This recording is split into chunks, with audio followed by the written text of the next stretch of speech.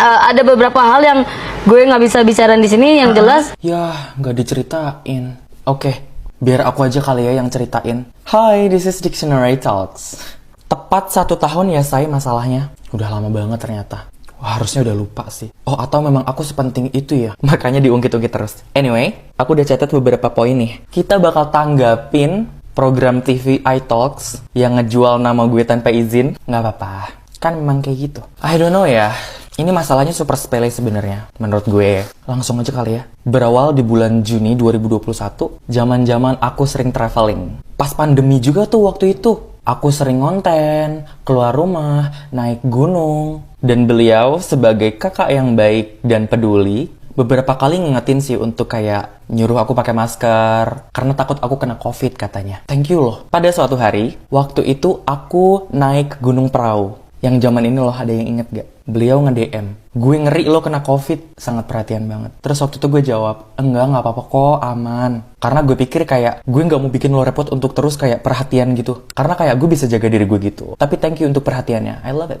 Singkat cerita, dari Prau aku beneran kena COVID. Tapi waktu itu belum dites, jadi aku gak tahu itu COVID atau bukan. Tapi di situ aku bener-bener drop, sakit banget, badanku kayak lumpuh. Dan ngerti nggak kayak gejala COVID pada saat itu? Nah di situ beliau datang lagi, aku pikir bakal nyemangatin. Tapi ternyata malah ngasih suges yang bener-bener bikin panik. Lo tuh kalau kena COVID bisa diusir sama bapak kos lo, bla bla bla bla bla, sesuatu yang bikin panik. Aku tanggapin dengan iya kang, nggak apa-apa, thank you ya. Maksudnya kayak still calm. Beberapa hari kemudian, gue tes dan akhirnya positif COVID. Di situ banyak banget kayak semua orang itu nyemangatin gue. I mean orang sakit kan butuh disemangatin. Termaksud di grup circle waktu itu. Ada Ari, Raffi, and Kak Bella Tobing. Ari dan Raffi ini nyemangatin. Nah, Kak Bella Tobing ini, kalau nggak salah ya, masih tetap dengan pendiriannya yang kayak sejenis. Nah, apa gue bilang? Bla bla bla bla. Sesuatu yang sebenarnya negatif gitu. Gue tahu itu fakta. Tapi itu bukan apa yang sekarang gue butuhin. Gue lagi sakit. Untuk gerakin badan aja nggak bisa. Jadi gue waktu itu balasnya judes banget kayak, ya kak thank you. Karena apa yang gue bisa lakukan? Tapi Ari dan Raffi waktu itu nyemangatin dan sangat keren sekali. Terus gue balas sangat manis waktu itu. Thank you Ari, Raffi, bla. Pakai emot peluk waktu itu. Terus si Kak Bella Tobing ngebales. Giliran sama Raffi Ari aja pakai emot peluk. Sama gue cuma thank you. Di situ dia langsung bilang, jangan ada yang pernah lagi masukin gue ke grup ini. Bam! Dia out. Bam! Instagram aku di remove. Dia langsung cut off Ray gitu. Di pembahasan iTalks ini seolah-olah dia yang paling sakit hati. Gue udah terlalu sakit hati juga sebenarnya. How about me? Apakah aku happy? Aku juga manusia biasa yang punya hati. Kalau kamu ada di posisiku waktu itu, lagi sakit banget, COVID, sesek, bertahan hidup. Ini hidup dan mati itu bener-bener udah di depan mata. Dan aku harus menghadapi drama itu yang sangat simpel itu. Di dalam hati, keinginan untuk meminta maaf pasti ada. Tapi sebentar ya, nunggu aku sembuh. Atau setidaknya nunggu aku bisa bangkit dari kasurku. Akhirnya berminggu-minggu berlalu, ngomongin tentang aku di cut off sama dia, aku jadi keinget sama statement dia. Dia itu orangnya kalau udah gak suka, orangnya udah gak cocok, bakal di cut off memang. Dan bagi dia gak ada kesempatan kedua, aku masih ingat banget. Mau lo mohon-mohon, sujud-sujud, itu dia gak bakal terima. Banyak kok contohnya. Jadi aku pikir ketika aku di cut off, ya udah semuanya berakhir. Gue cuma menjalani apa yang dia mau. Berbulan-bulan kemudian, aku memberanikan diri untuk ngechat beliau dan meminta maaf. Dibaca kok sama dia, tapi setelah itu aku langsung di-block. Ya seperti yang aku duga, memang udah gak ada kesempatan. Jadi memang lebih baik pergi dan mencari kehidupan baru. Oke, sekarang kita tanggapin tentang iTalks-nya. Orang banyak kok yang gak teman sama dia. Seolah-olah kayak semua orang ya. Terus seolah-olah kayak, Ray gak punya teman sama sekali. Sendirian.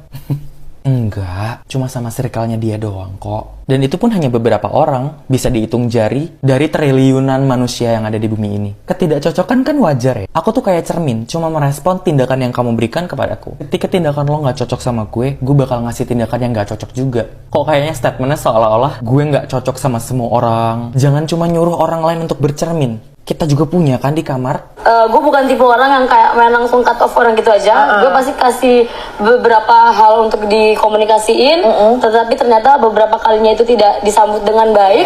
Akhirnya gue memutuskan untuk ya udah gue cut off dia. Gak mau cut off gitu aja. Ngasih beberapa kesempatan, tapi beberapa kesempatan itu gak diindahkan. Gak diindahkan gimana orang aku di remove. Terus pas aku chat minta maaf, aku di block. Dan dia lebih memilih untuk terus menebar kebencian kepada media massa. Ini yang tahu-tahu aja ya. Dia sering banget sih kalau lagi nge-live, kayak nyindir-nyindir, ngerendahin. Dan aku gak pernah gubris itu sih, karena Aku bukan dia. Kita semua dipertemukan dan mereka tuh cerita permasalahan mereka antar satu dengan si dia. Dan hampir semua punya masalah dan nggak temenan sama dia. Kita semua dipertemukan dan cerita tentang permasalahan yang sama. Seolah-olah dipertemukan oleh semua orang dari Sabang sampai Merauke. Cuma beberapa orang aja kok. Siapa aja ya? Cuma 4 orangan deh kalau nggak salah yang nggak cocok sama gue. Tapi nggak tahu deh kenapa jadi menyebar.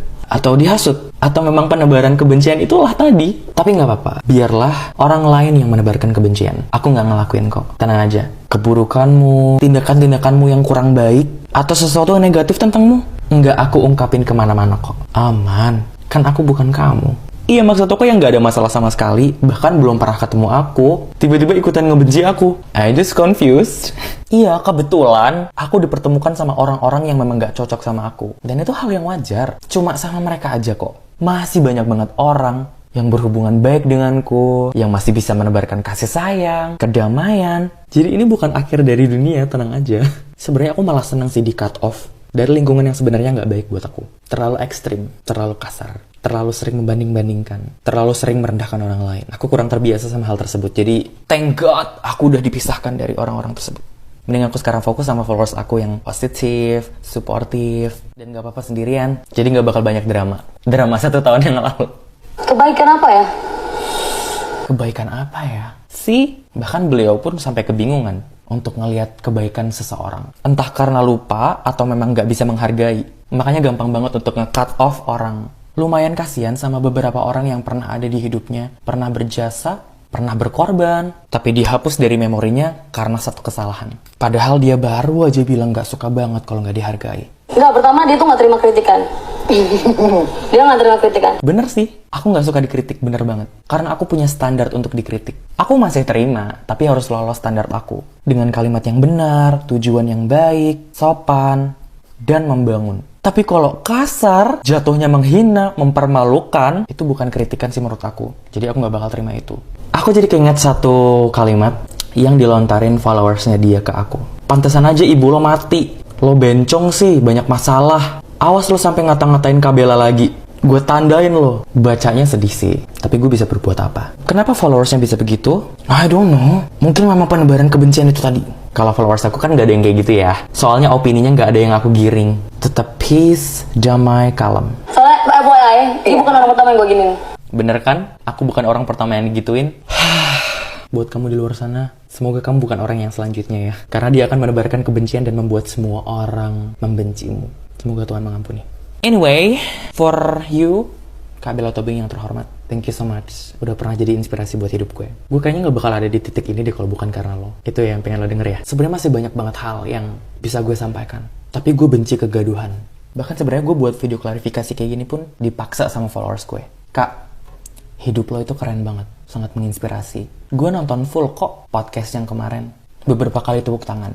Tapi dengan mengungkit masalah 1 tahun yang lalu yang sebenarnya nggak begitu besar, kayak gini, itu sangat disayangkan banget. Jadi yang tadinya kayak, wah inspirasi banget. Jadi kayak, jadi leader of hate speech. Gue harap ini bakal jadi pembahasan yang terakhir. Karena jujur, ini benar-benar nggak penting. Kak, lebih baik lo ngelanjutin karir lo.